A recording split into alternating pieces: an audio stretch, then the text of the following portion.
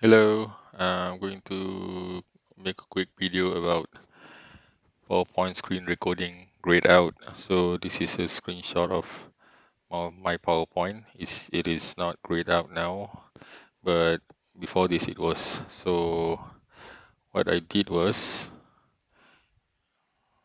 you go here in this page, and what you need to install is Media Feature Pack. So based on what your Windows version is. Mine is Windows 10 22H2. So you need to open this up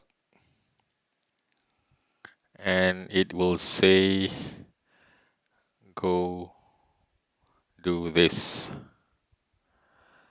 So once you've done that, once you've installed Media Feature Pack, and it requires Windows reboot. After rebooting my system, my PowerPoint um,